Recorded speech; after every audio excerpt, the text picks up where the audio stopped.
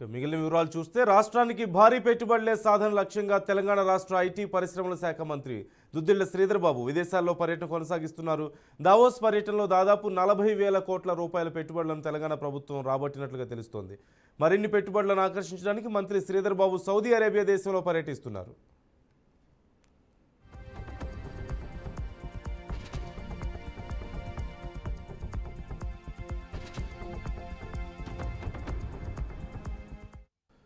Saudi Arabia పర్యటనలో భాగంగా మంత్రి శ్రీధర్ బాబు జెడ్డాలో ఈరోజు పలు కంపెనీల ప్రతినిధులతో భేటీ అవుతారు.